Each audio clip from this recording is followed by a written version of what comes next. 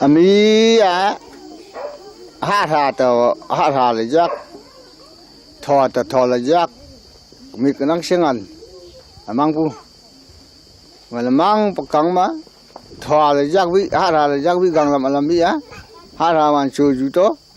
na kalen da jam na kalen mà quê mang khang po có nhắc alap alap bị mà hoàn chu area su khun ra alap bị đó gang làm gì chạy cha nào cha chỉ cái bị căng mà hệ chú này hệ pa này là mang bu hệ chú pa này là mang ta anh alap bị mà cha ha gọi là tới ta tức là trứng nọc gọi ta dễ bu là cái liền mà có nhắc hệ chú cha chỉ mà pu chỉ mà pai thì chỉ mà khăng gang làm ta lệ bị cha chỉ mà khăng gang làm lệ bị là sang có anh mình ngồi ta anh apa lệ giác cái tức là chừng gì vậy anh chứ mà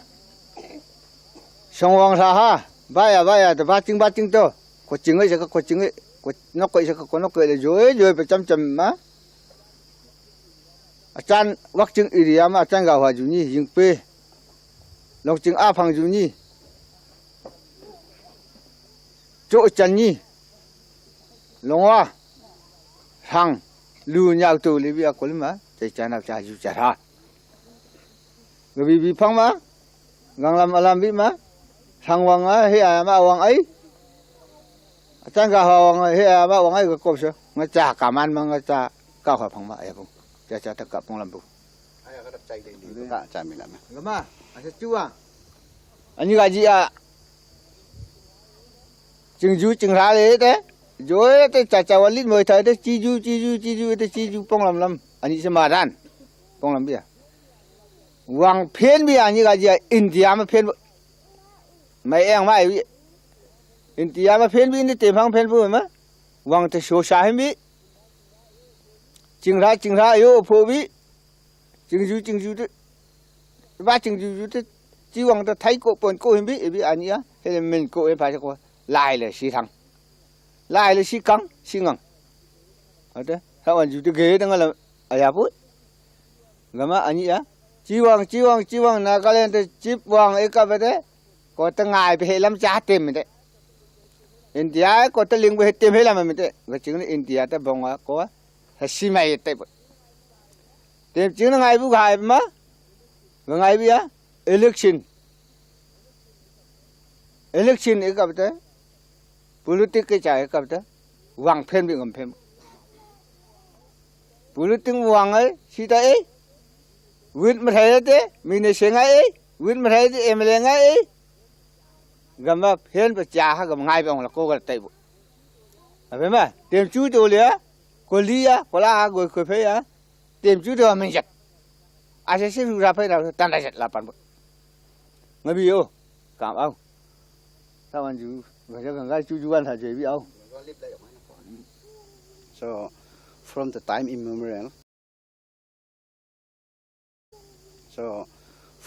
immemorial this Chui Ang was there, and among all the Konyak Angs, Chui Ang is the chief Ang, and if any dispute, any case arises among the Konyaks also, they used to come to chief Ang of Chui, and now but all these things are destroyed. Now in one way he feel happy to see this present civilization, but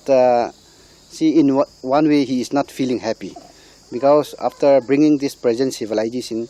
all the tax which were collecting from the villages under him, all are now stopped, and now even he is facing difficult for economic difficulty for livelihood also. But can we ask him about this place, how old it is? I mean, him mà bị che han pak lu le phang cha. Him lan la, asa wang la ai bi ne ngoi bai phang le. Mà liền phải mà gần lão aku ở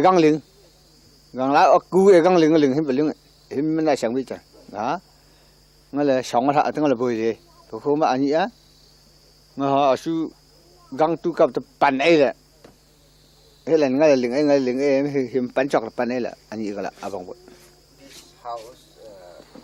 if after 9 to 10 years they used to change, but now it is already completed that term 10 years. So this year they are going to construct this house. And what does he think of us coming all the way here to meet him?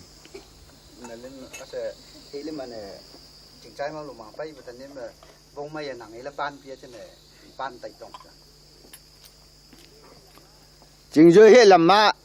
sang cái phèn này, tăng là chính dưới này, thì chả sáng là tới chả sẽ sống nào đi thấy ngôi này mang, anh em mà bị à, hệ làm cha gồng phong, mà phải mà, ta mà sao mày từ nắng lên hà chỉ là nắng nhà mà,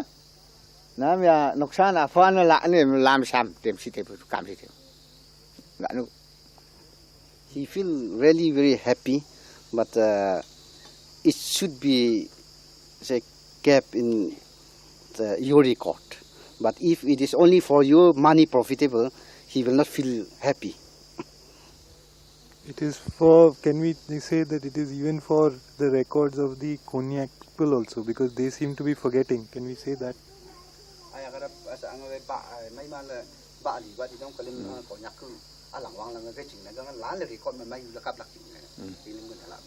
Lẽ con ngam si cặp ở đấy, India có tôi chắc cái ghế của mà,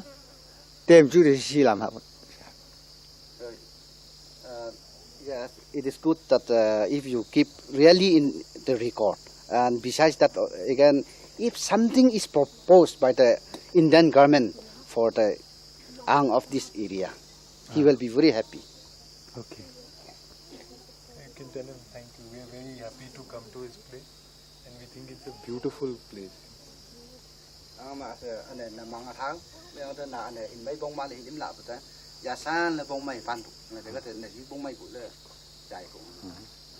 Anh á, nó cam á, bị á, chả đừng lăng khổ phải là ta gan, gật từ chừng mấy cụ là vậy. Chả lên mà hề, thắc cái hề, chả đừng lăng khổ phải là, ai ảo, lấy về chừng hoa chẳng à, cái bị tập bên machine, lấy, rồi mang về chừng, tìm lấy là chi bông lắm, tìm lấy là chi bông lắm, tìm lấy chi bông lắm, hết lấy mà bớt ba cặp thôi, hết lấy mà lăng ấy, hết lấy mà khơi, hết lấy chạm nào lại chút thôi. Map lấy vào là có tất cả, apa tất cả, đấy, rồi đó, chừng mấy, mấy